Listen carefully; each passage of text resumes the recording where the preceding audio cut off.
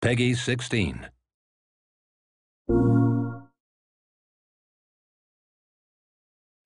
I'm Christian Sadak, Senior Designer for Zipper Interactive. Today we'll be exploring the various ways you can enjoy our first PlayStation Vita title, Unit 13. In this video, I'm going to talk to you about all 5 of our game types and explain the rules and gameplay differences that make each method of play fun and exciting. Direct Action is the first game type unlocked on the mission grid, and will be the first game type you'll get to play. Direct Action missions are definitely the longest game type in Unit 13 and don't have any special restrictions. Each Direct Action mission also has a diverse collection of objectives that your operative can undertake, whether it's planning a surveillance device, obtaining intel, or neutralizing an enemy leader. Of course, all Direct Action missions allow players to take multiple routes, which encourages players to experiment with alternate paths and characters each time they play. Speaking of which, I recommend using Animal, Chuckles, or Python for Direct Action missions. Their not-so-subtle approach and gear that goes boom is ideal for multi-point situations. Our Covert game type is the mode that's quickest to play, and it's all about using stealth as your primary means of advancement. Your goal here is to get through the mission without being seen or setting off alarms. In Covert missions, pay attention to the icons above your enemies' heads. If you haven't been spotted, but a bad guy has seen or heard something, then a suspicious icon appears over their head. In fact, use Ringo. Not only will you take out enemies quietly and efficiently with the suppressed submachine gun, but you'll also receive big scoring bonuses thanks to his collection of short range and stealthy bonus skills. If you are detected, the enemy's awareness changes to alerted, and once they call their buddies over the radio, it's game over. That's why it's important to eliminate the enemies that see you before they can call any alarm. Do that and you're in the clear. It should be noted that if you're spotted by an enemy camera, you'll have to take it out quickly or risk failing the mission. And activating a laser tripwire automatically fails the mission. Just remember to stay hidden and don't get spotted in the first place.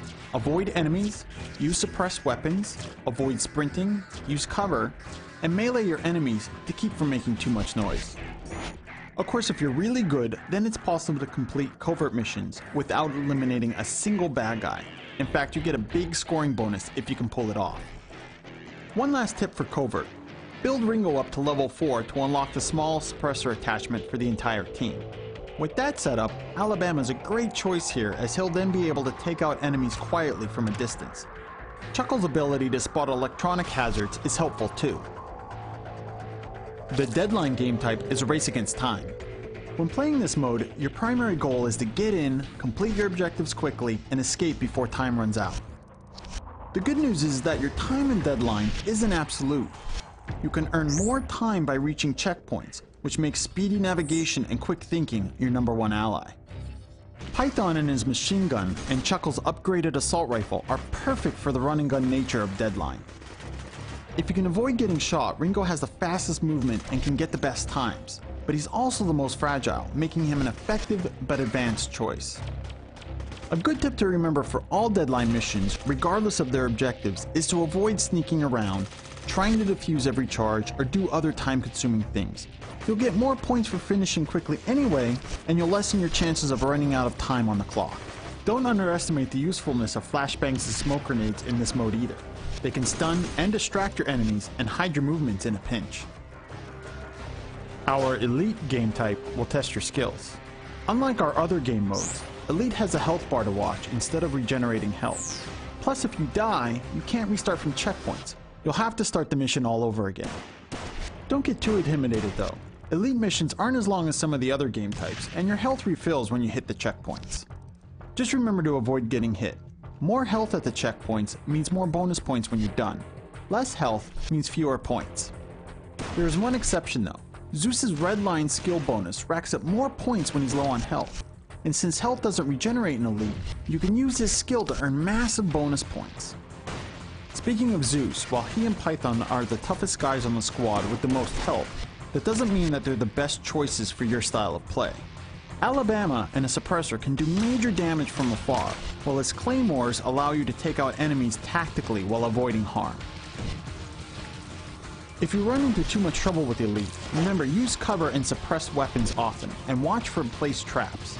and you definitely don't want to run into the elite exclusive poison gas traps. Our last game type is our high value targets mode, or HVTs. HVTs are only unlocked after earning enough stars in the other missions.